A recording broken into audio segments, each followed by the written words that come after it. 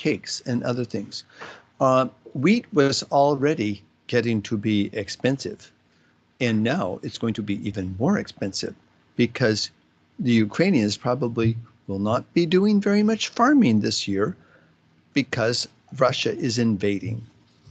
Now, the lupa itself is rich.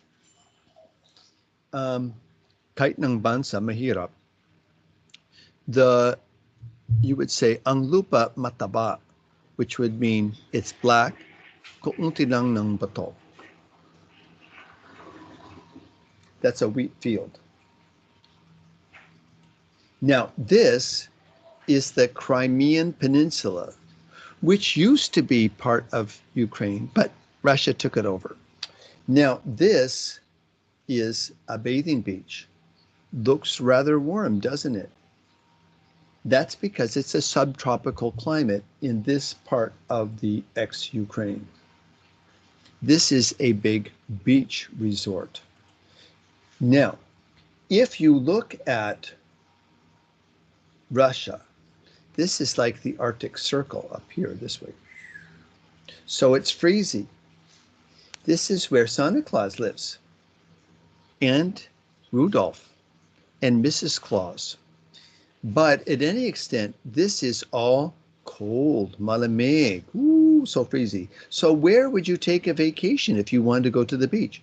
You would take it here in the Crimea, which is located where? Right here. And so there were millions, thousands, I'm not sure how many, of Russians from, say, Moscow, Leningrad used to be called that would fly down to the Crimean Peninsula and stay in hotels or whatever, and they would go party out on the beach. I think you can also party on the beach this way and this way, but Crimea has the warmest climate. Okay. Now, let me spin this back. Now you can see how big Russia is. This pink area is Russia. But you look at this Soviet Union, or in English it was called the USSR. This was a communist country. This was up until 1989, it was a pro-communist country. And it was a superpower. Not like Superman or Batman, but it was a superpower. That means that its economy was very strong, next to the US in size, and certainly comparable in military strength to America. It developed the atomic bomb and the hydrogen bomb right after America did. And they have now 500 nuclear submarines operating around the world, and they have nuclear missiles inside their submarines, and these submarines are placed on alert level 1, whatever that means, but they are still a military worth worrying about. Now, so this population, about 200 or 300 million. This population in Ukraine, about 20 million. So one nation is much bigger than the other. And one nation much richer than the other as well. Now, Russia and the Ukraine go back like 2 centuries.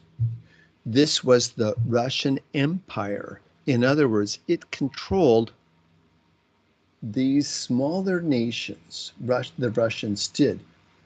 Georgian, Armenian, Azerbaijan, Ukrainian, Moldova, Belarus, the 3 Baltic states. They were an empire, sort of imperialist power. And Russians, even today, think of the Ukraine as part of Russia. Now,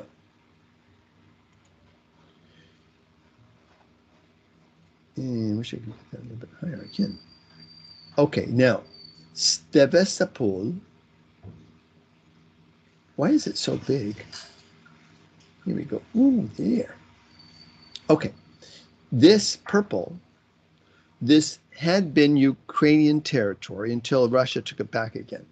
But this is right here is the Sevastopol naval facility controlled by Russia. It controls the Black Sea fleet, the Black Sea being this large body of water.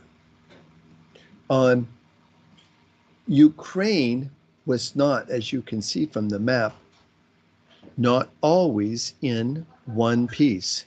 And the borders were a little bit fuzzy.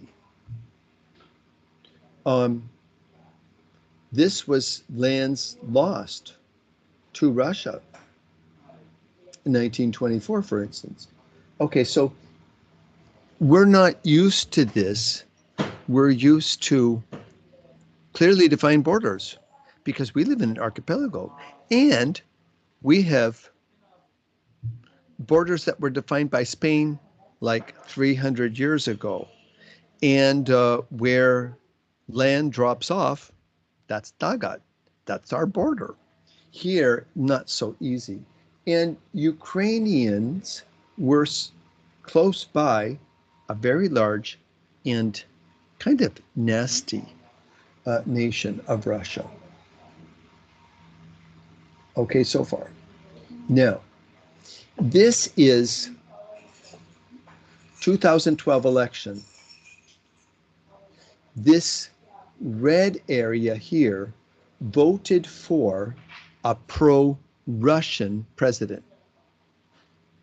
And this area here contains a little bit more people, and they voted for a pro-Western,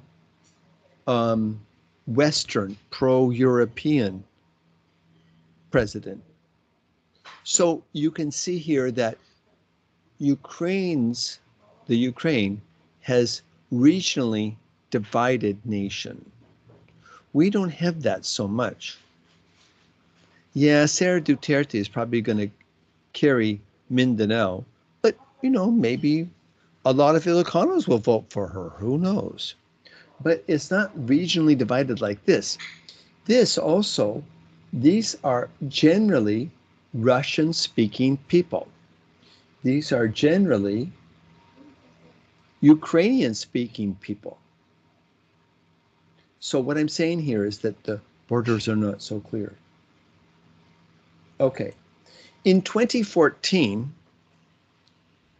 Putin, President Putin, Dictator Putin, however you want to call him, did not like what Ukraine was doing to the Russian minority. And he wanted to teach Ukraine a lesson. And he encouraged Russian separatists. He gave military weapons to Russian separatists. He sent in Russian troops to here, they think, and they took over this part of the Ukraine and said, it belongs to Russia. And the Crimean went back to Russia. Okay, Ba? So this is 2014. So this isn't like a surprise. Russia wanted to bully Ukraine. And this, out of these two areas that Russia controlled, plus this area and this area, Russia has now invaded. The target being Kiev. It used to be spelled K-E-I-V, but this week it's spelled K-Y-I-V. I don't know why, but it's still, I guess, pronounced the same way, Kiev. So it's like in chess. Uh, you want to get the king, to kill the king, and then you got checkmate, right? And in this, they want to get the capital. Sorry. Okay. Now, this is Khrushchev. He was Ukrainian and he controlled the Soviet Union or USSR. Um, he controlled Russia. He controlled everything. And he was from Ukraine. And this is him talking to Brezhnev, who controlled uh, Russia in the 1970s. And this is Zelensky. Uh, this guy was not a politician. He had been a high school history teacher and then became a professional comedian, stand-up comedian. And then he decided to run for president because he was sick and tired of corruption. He and his party got elected with the majority. They were and are anti-Russian.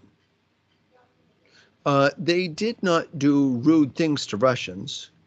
They just went, we fear Russia. And he said, I want Ukraine to join NATO, North Atlantic Treaty Organization. And I want to move towards the West, i.e., he wants to be closer to the Europeans. His actions pissed off this man. Now, this guy, I wish I had a body like his. He's only 1 year older than me, but look, so macho. He's has many pictures with his shirt off. I could have picked up him on a horse. Nee! He was horseback riding, but this is him fishing. His thing is, he used to be a farmer spy, but he wants to bring back Russia's prestige in the world. When the USSR was the only other superpower next to the United States, now Russia's not doing so well economically and politically. Putin runs a police state. There's no free elections. There's no free press. The opposition is arrested right away. But he wants to bring back the pride in being Russian. Now, in 1989, this is the picture of Europe. This was NATO, pro-capitalist countries that were fearful of Russia, or then known as the Union of Soviet Socialist Republics. It was called the North Atlantic Treaty Organization, NATO. The US and Canada that are on the North Atlantic as well, that's why it's called the NATO. This organization was set up to contain, restrict the Soviet Union. Okay? The red part was what the Soviet Union set up in response to NATO. This was called the Warsaw Pact, Warsaw being capital of Poland. So this controlled East Germany, Poland, Czechoslovakia, Hungary, Romania, Bulgaria, and Albania, along with Russia. But when the fall of the Soviet Union and the independence of the republics it used to control, and the nations of Eastern Europe it used to control, Well, NATO expanded. Germany got united. Poland, Czechoslovakia, Hungary, Croatia, Slovenia, Albania, Montenegro, Bulgaria, Romania, Turkey, and then the Baltic states, Estonia, Latvia, Lithuania, they joined NATO too. And NATO was an organization, is the organization that aims to restrict the Russian power, this being Moscow right here and St. Petersburg right there. This made Putin running because he was going, what's up with this? Why are American troops, Canadian troops, German troops too, on my border? They think the worst of Russia. We're not going to do anything. And then Zelensky, this guy of Ukraine, said, I want to join NATO too. Why does Zelensky want to do it? Because the NATO rules are, if a country like tiny Estonia up there, it's probably, Luzon is probably bigger than Estonia. If Estonia gets attacked by Russia, a very large nation, attacking a very small nation, Estonia would just call NATO and say, help, we're being attacked, do your stuff. And all of NATO, which has nuclear weapons, would attack Russia. An attack on one is an attack on all. Ukrainians wanted that guarantee, that security, that safety. But NATO was a little reluctant to allow that because they did not want to piss off Russia too much. So they said, let's not. But Zelensky wanted to do it. So, at any extent, Russia attacked Ukraine. That was February 25, going in these directions. Because he said that the Russian people in Ukraine are getting beaten up. And there's a neo-Nazi who's head of your country. And Zelensky responded, I'm not a neo-Nazi. I'm Jewish. Nazis don't like Jews. Why would I be a neo-Nazi? And besides that, we're not discriminating against Russians. So stop making up this new stuff. We're not. We're not bothering you, Putin. Just let us be in peace. Putin didn't answer that. So the people in Europe are very worried about war. And they want to stop Putin. They do not like him. They think he's a war freak. And these are demonstrations in Kiev. Now, ironically, this guy, Zelensky, the president, he was getting a lot of arguments and contra before the invasion. Everybody was finding fault with him. But once the invasion started, he's like 100% doing the correct thing. The U.S. said, we can send a jet and we can pull you out of Ukraine and save your ass. And he said, I don't want to ride. I need ammunition. We need ammunition. We need military help now. We cannot defend ourselves against Russia.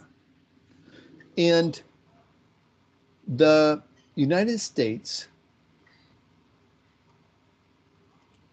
all of NATO are sending in planes, military equipment to Ukraine now, but they're not sending in troops because it's not a member of NATO. But this has uh, unified unified Europe, this invasion, and it's unified them to be anti-Russian. Now, so they're helping out the Ukraine, but they're not sending in troops. This is all of NATO. Now, let's see here. That's picture of the Ukrainian military. I don't know how they're doing. There's supposed to be a 17-kilometer military convoy aimed at Kiev about 8 hours ago, and it's approaching the city now. Military experts, of course, they're American, so I don't know if they're really true or not, but they're saying that what should have been an easy target seems to be difficult for the Russian invasion, and they're taking a long time, and that Russia, hanggang ngayon, does not have air superiority, that it keeps on shooting down Russian jets. So that's the problem. Now, in addition, the Ukrainian government is issuing out orders or encouragement. I'll make this for Ukrainian people to stand up against Russia. So this is their thing. And see, this is a Molotov cocktail, a bottle filled with gasoline, and then you light it up on fire. I'm sorry, you put a rag on top, then you light it up on fire, throw the bottle, and then you throw it on these places, and it will hopefully blow up or burn up the people inside in this troop carrier or underneath here.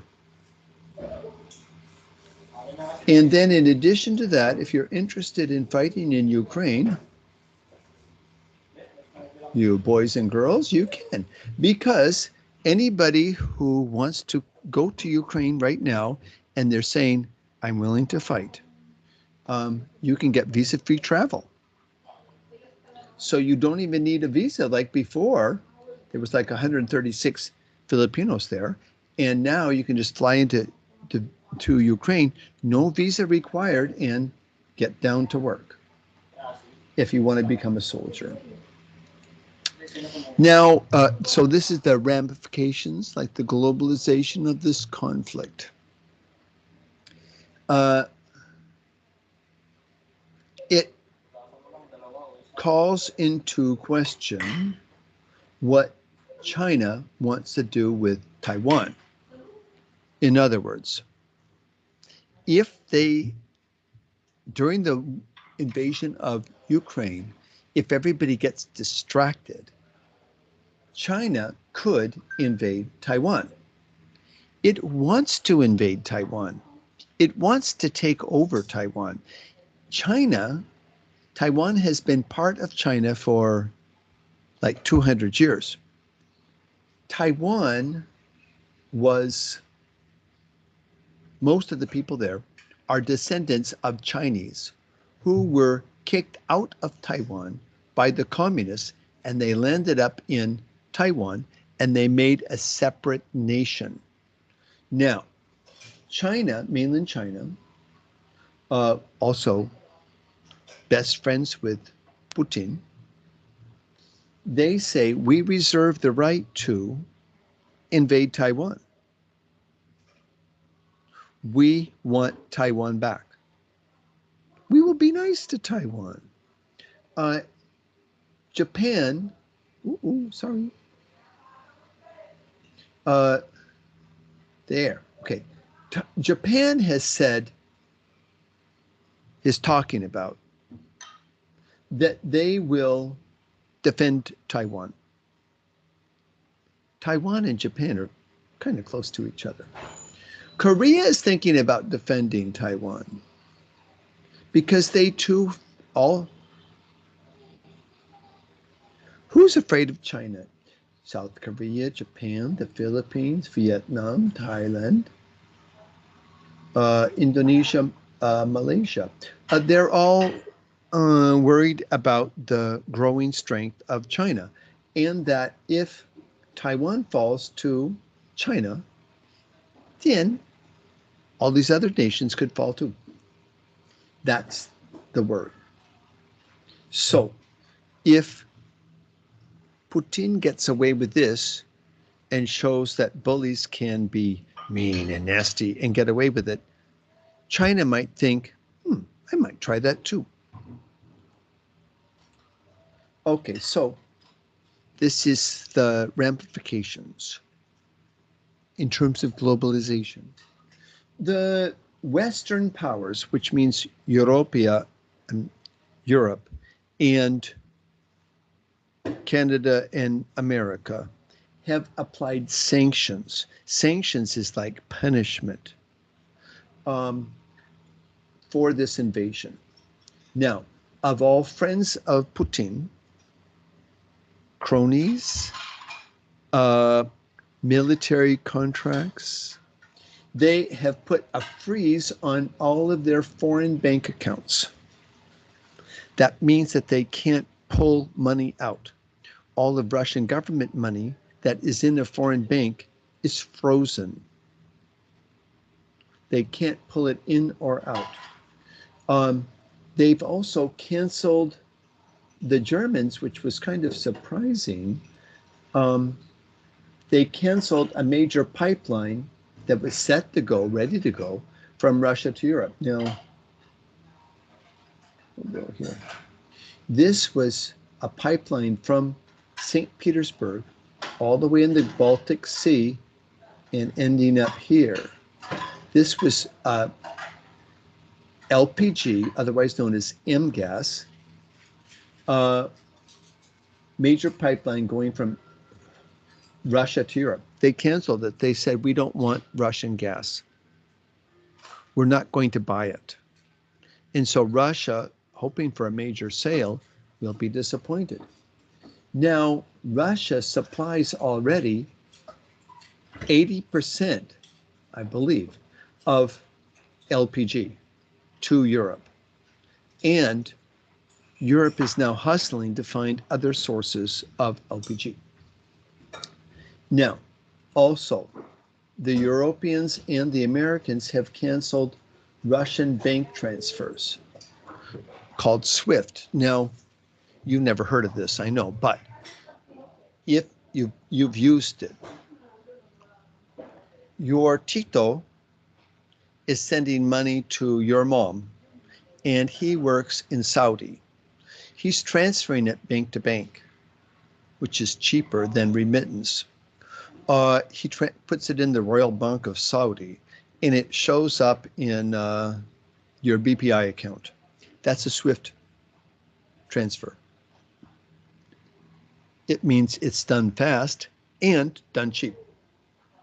So they've canceled SWIFT bank transfers, frozen bank assets, and canceled flights in and out of Russia. Europe said yesterday that no Russian airplane can fly over Europe. So Russia said, well, no European plane would fly over Europe either. I mean, fly over Russia. We won't allow it. And so Russia is more isolated now. The bad thing is, the phrase, there is no victors in war. Now, that many nations, like the Philippines, I'm sure, will be frightened into this and will want to learn to protect themselves. And the Philippines is thinking about buying a submarine where it can put missiles on the submarine. The Philippines has no submarine. The Philippines is buying more fighter jets, which it had none before. And Europe will rearm. Now, this money could have gone to feed people, especially poor people, but instead it will go to military equipment. And also, it's a negative thing. You have a new computer, technologically cutting edge, and you test it out, right? Or you have a new car and you want to test out the car. Well, when you buy a new weapon, it's difficult to test it out, except in a war. And now all this weapon stuff is going to be tested out. And the Americans have set up their satellites and they're checking out whatever Russia has military-wise. And Russia has like hypersonic missiles. They have some interesting things that vaporize the human body. And they've got all this stuff. And so there's going to be a lot of technology tested and improved upon. Now, the Philippines is neutral, although this morning the Philippines did vote along with 180 other nations to condemn the invasion of the Ukraine by Russia.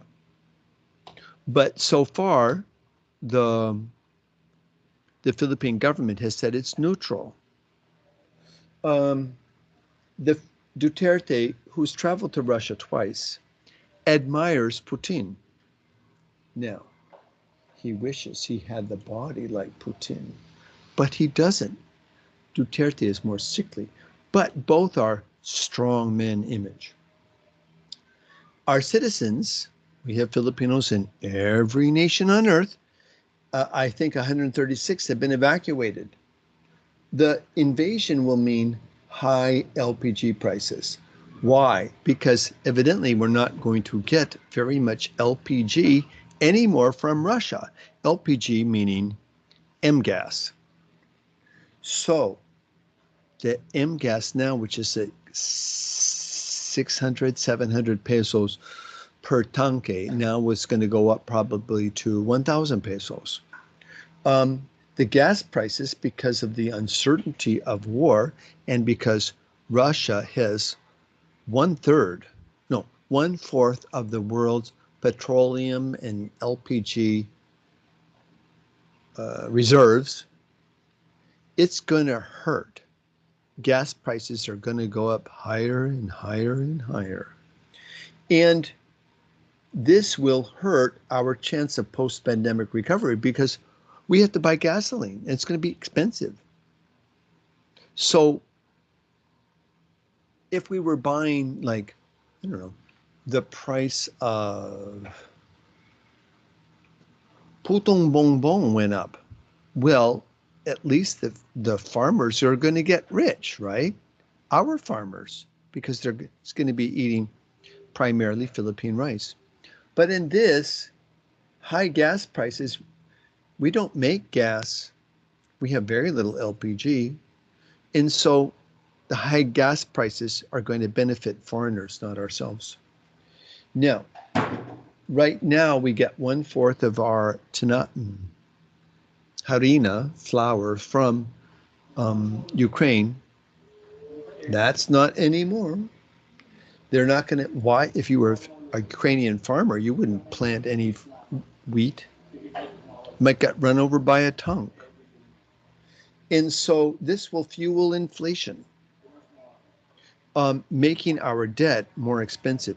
Right now, our debt is something like 140,000 pesos per person. And we are going to be paying higher interest rate for that debt. So it will slow down growth. How long the war will last, no one knows.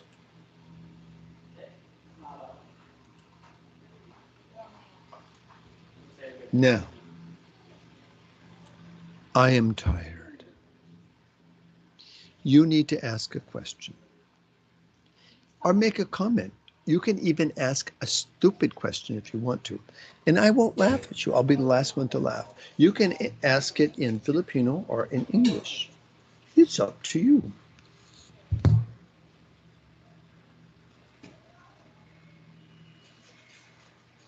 Pagod ang labi ko. Pagod ang dila ko. Does anyone have a question? Comment? You can put it in that chat box if you wanted. You can just raise up your hand. You don't even need to put the camera on if you don't want to.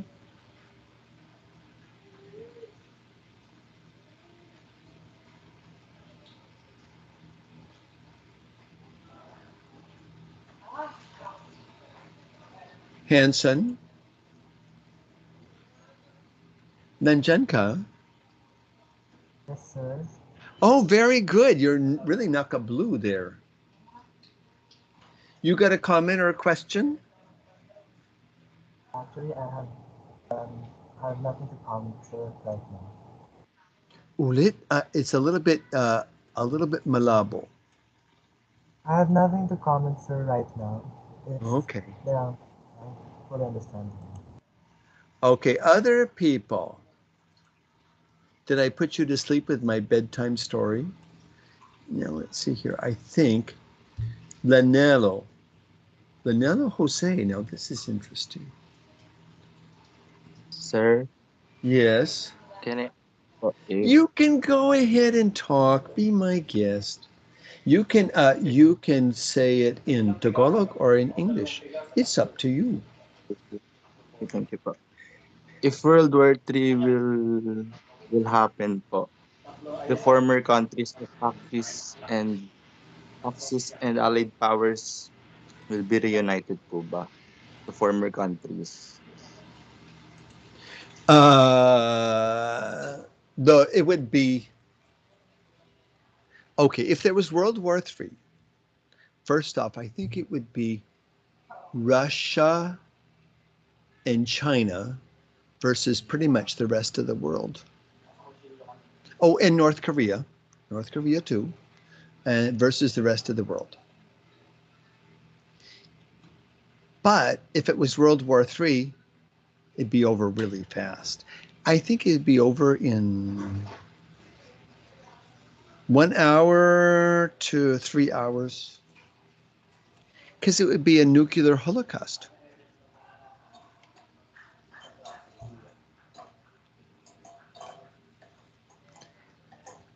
We would evaporate, vaporize. We'd be dead. Well, we'd hope we'd be dead. Otherwise, we'd die of radiation poisoning. Who else wants to make a comment? Did I answer your Thank you, question, sir. sir? Hmm. Yes, sir. Thank you po. Okay.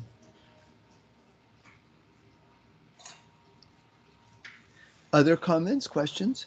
Now, I'm not going to talk because my voice is gone.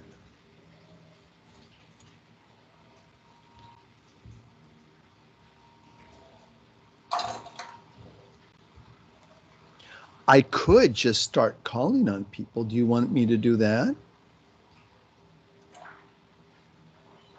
Sir, permission to speak, sir. Oh, yeah, you don't even need to ask permission. I have a question, sir. For your opinion, sir, if there will be a war between USA versus China versus Russia, sir, who will have an edge? Um, I don't know. It's kind of like whoever pulls the trigger first. I mean, whoever can launch all their missiles up in the air first would win. That's the problem with a nuclear war. And I would imagine it would be a nuclear war. It would be too tempting, especially if you thought that you were going to get defeated, not to have a nuclear war and just mess up the other side.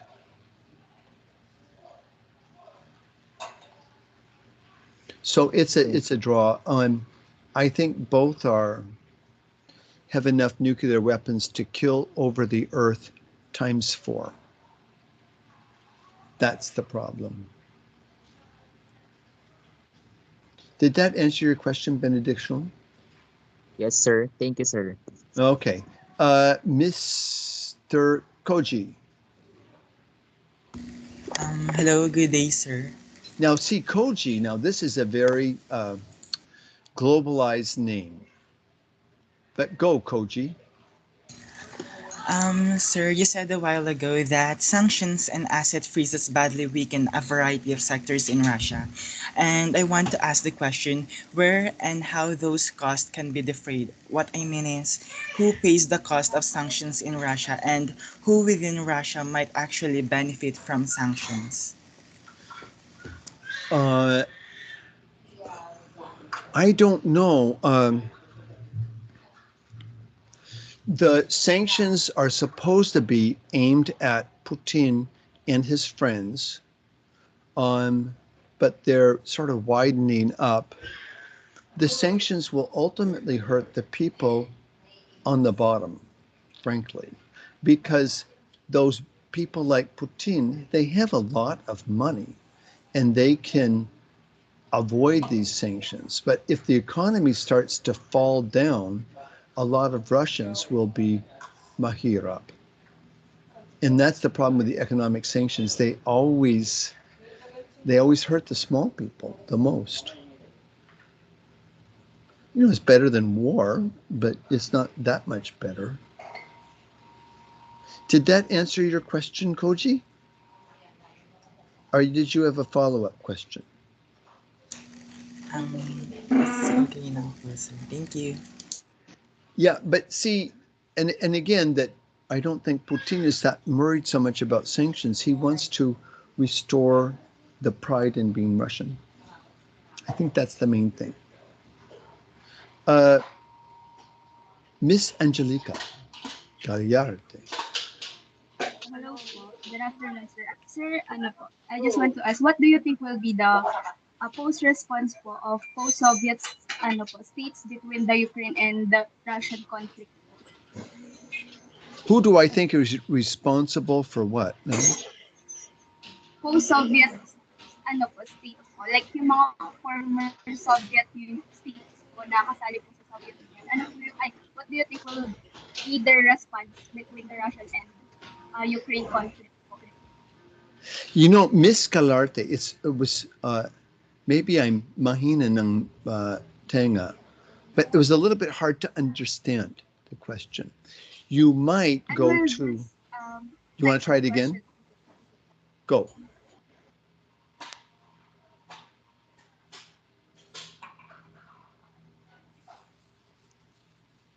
Miss Calarte, I can't understand. I couldn't understand the question. You could say it again, or you could put it in the chat box thing, whichever one you want to.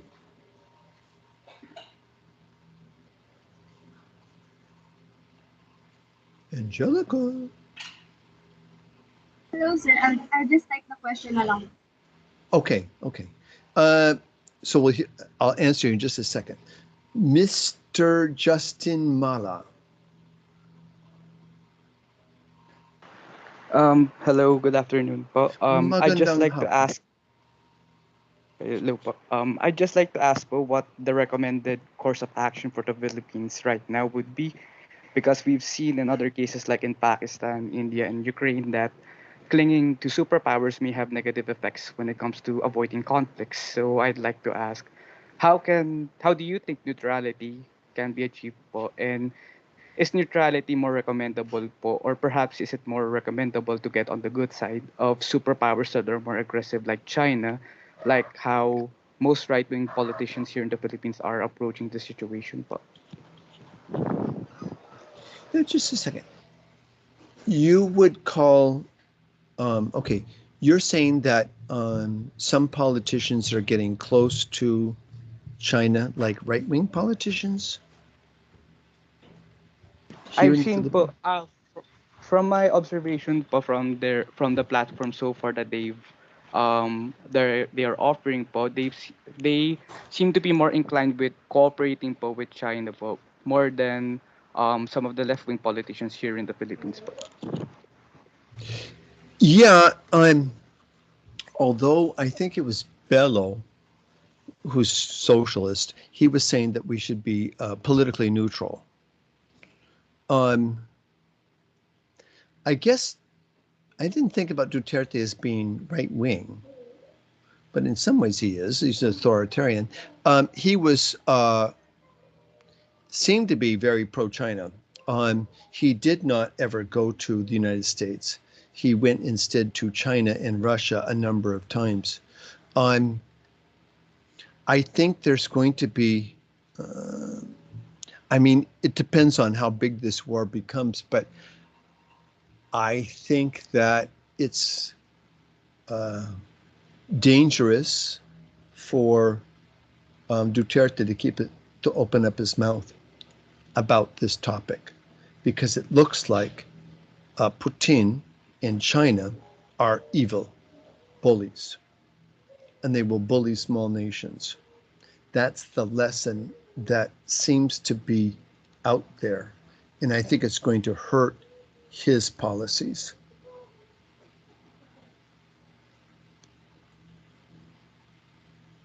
Do you agree?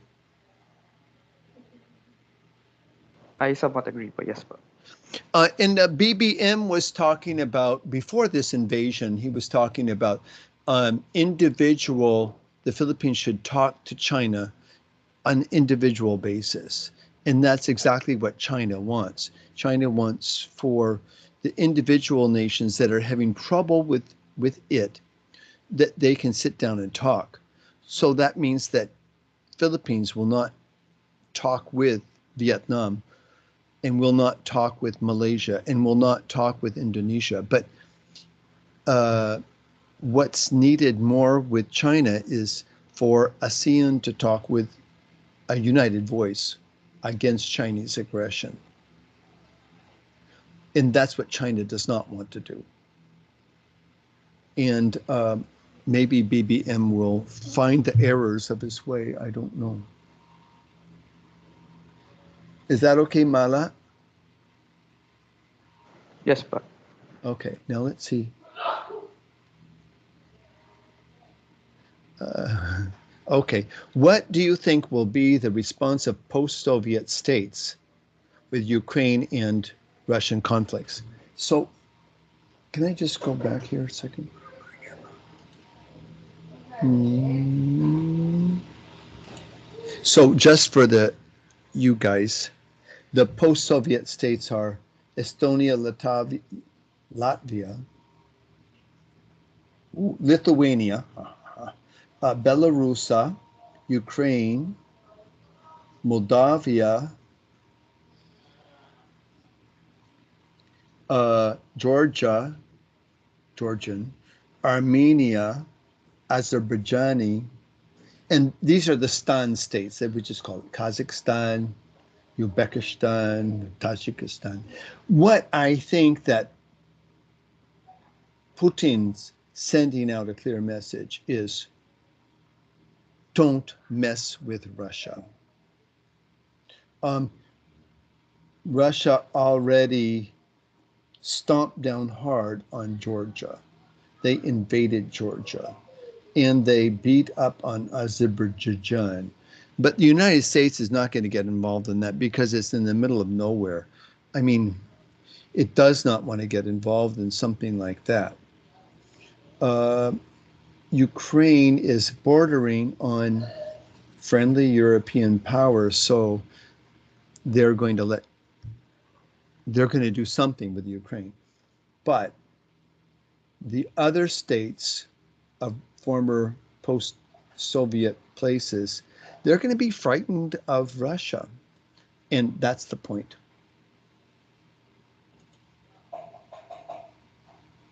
They want those countries to follow the Russian line, to be pro-Russia. Other questions?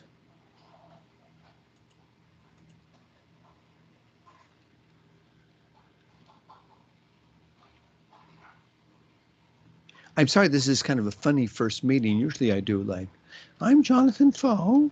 I came from America. All that other stuff, but I thought that uh, this was more important.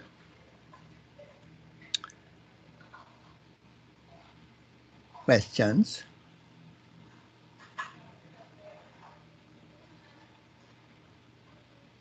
Mr. Mala again, go ahead. I'd just like to ask po, there's the theory of mutually assured destruction po, which states that if nations like the US or Russia, which have stockpiled a large amount of nuclear weaponry, were to fight, both nations, if not the world's destruction, is assured. So do you think po that the knowledge of this theory, the relevance of this theory is enough po to prevent World War III from occurring po? Well, I think I'm glad that Biden is in the White House and not Trump, because Trump was a little bit crazy. And he might go for this series called the MAD, M-A-D, mutually assured destruction, which means that if the United States launches an attack on Russia first, and then Russia launches a counterattack, well, the world has mutually assured destruction, MAD, which means that there's enough radioactivity floating around the world that it will kill off even the EPIs in your back, in your dirty kitchen. Everything will die. That's mutually assured destruction. And you'd have to be a madman to agree to something like that. That you're going to destroy the other side so much that the rest of the world blows up. No. Okay. Is it possible that there are other hidden agendas aside from land dispute organizational conflicts? Russia has yet to reveal that's why they want to invade Ukraine. I don't know. See, and I don't, of course, I mean, the Russian voice in the media, I don't really hear. People really don't hear it. But it's,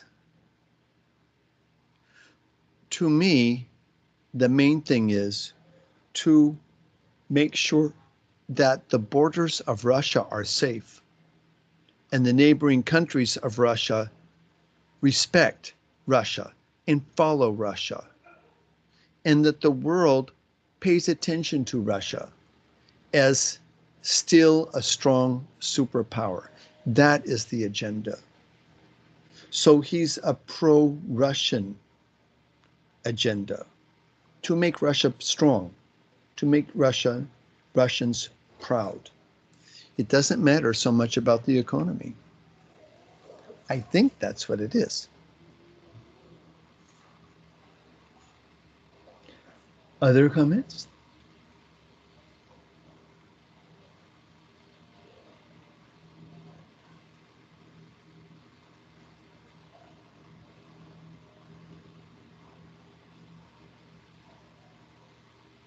None?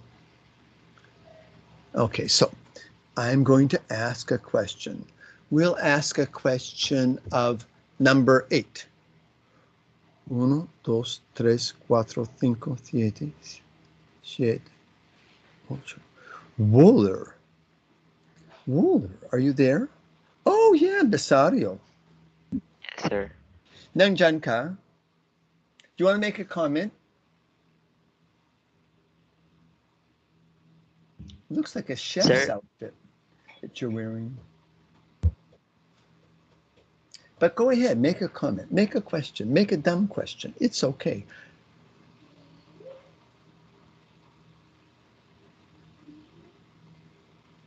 Ayaw mo?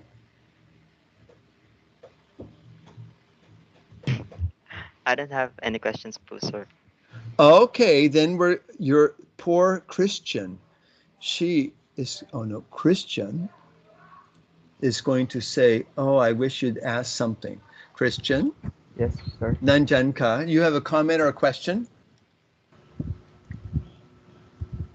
Um, I wanted to ask you, sir, if who's your presidential bet for this upcoming election in the Philippines? I think it would be Lenny Robredo, but um, I'm in conflict with many of my friends because I don't think she's got the ego to be a president. I mean, to be the president, you got to have a big ego. You want to be like a big boss, right? And she's a nice lady, but I just don't. I'm not that excited about her. Okay, Christian, who's your presidential bet? I will vote for Lenny Robredo also, sir. Yeah, see, this is the student body. PLM, I have found, is anti-Duterte. I would say 90% anti-Duterte. I was teaching Philippine history, and I found this to be true. You why? Okay, so why do you like Robredo?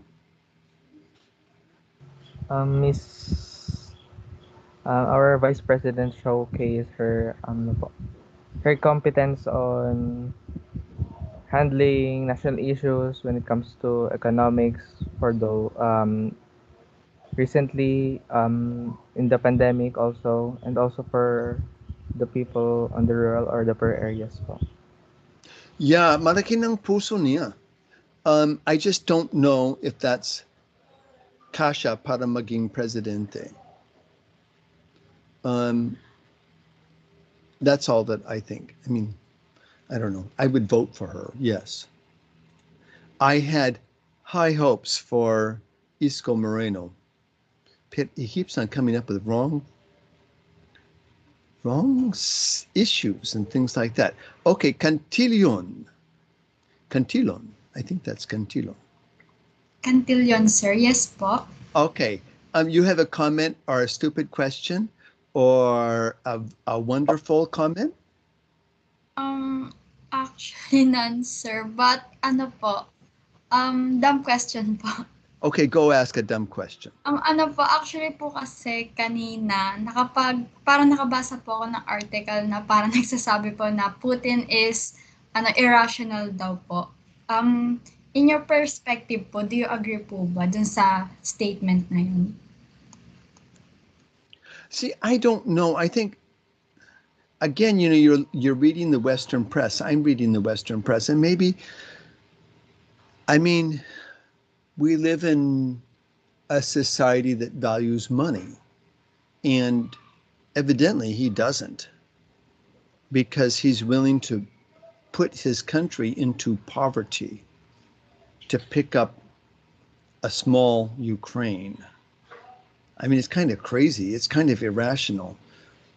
But that's not his thinking. His thinking is restoring the pride. Uh, Putin's got the balls to do it. Huh. That's how he thinks. And I don't think that's necessarily irrational. Does that answer your question? Yes, sir. Thank you po. Okay, Miss Gallardo. Go. Is it Galarte? Sorry, go ahead. Sir, am I audible na po? Yes, you're very audible. Thank you. Sir, I just want to ask po, may nabasa po kasi ako that 8 years ago, there was a mixed agreement between Ukraine and Russia. But I wonder po, bakit hindi po siya nag-prevent ng invasion po ng Russia to Ukraine ngayon po? Okay. That agreement, I think, was made under a sort of dictatorship in Ukraine that was pro-Russia. And then there was a pro-Ukrainian nationalist revolt, and it kicked out that guy, bringing to Ukraine a pro-Western government. And that changed the rules. And so that's what pissed off Putin, was that they were not paying attention to him. And that's when Zelensky went, oh, I want to join NATO. And Putin went, I'm not going to let you join NATO. I'm not going to have American missiles pointed at Moscow that are only, say, 1,000 kilometers away from Moscow. No, no, no. I'm not going to allow that. And I need to teach you a lesson. So it's not irrational.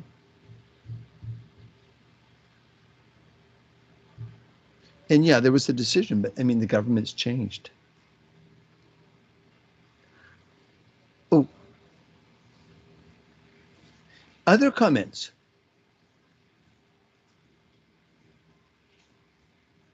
Okay. Hoven, you got a comment? None, sir. Oh, okay. Now, I want to, now, Hoven, where do you live? Pangasinan, sir. Oh, and so you're in Pangasinan now? Yes po. So next year, hoping that there'd be face-to-face classes, you have to move back to Manila, huh? Maybe, sir. Dati nakatira ka sa Manila? Hindi po. No, sir. Siguro mas dayuhan ka kaysa sa akin. Yes, sir. Ako nakatira dito mula noon, 1993. Huh, okay. Now, we'll go to Besario. Besario, what's your question? Sir, I have a question now po. Okay, go. This is a dumb question po. It has nothing to do with Russia and Ukraine. That's And okay. my very question is, what aspect of globalization made you work here in the Philippines?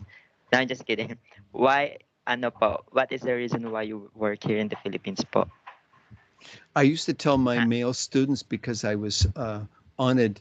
I was on the FBI's most wanted list for raping 17-year-old boys.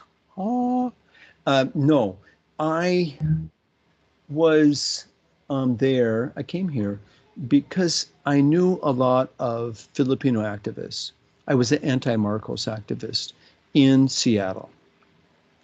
And that has like 40,000 Filipinos living there. And I liked Filipino habits, ugali, outlook. And so I was tired of living in Seattle. I had lived in America's most livable city for all my life. I was 40 years old. And I had just gotten a master's in teaching. So previously I'd been a phone company installer, like phone lineman here. And so I thought, well, why not do a change?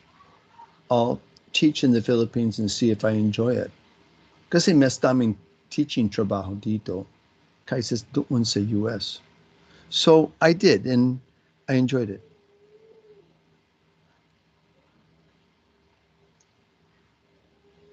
Does that answer your question, Basario? Yes, sir. Thank you po. Yeah, and see where the globalization comes in is the migration of people. So I'm a factor in that globalization.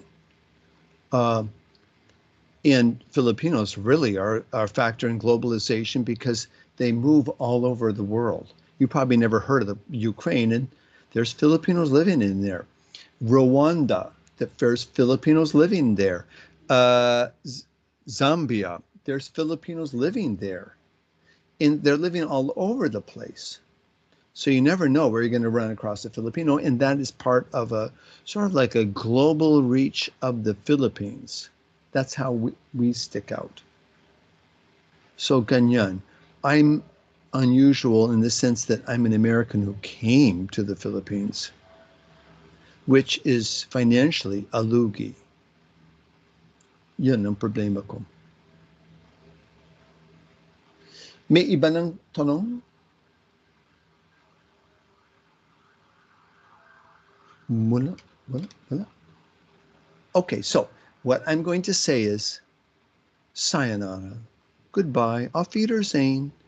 Um, I will write up the reminders, and I'm going to give you a short assignment, less than 100 words, for next Tuesday. Okay, ba? Yes. Yes. Okay, so I'm going to split now. Bye-bye, everybody. Bye-bye. Bye, sir. Bye bye, sir. Bye-bye. Goodbye.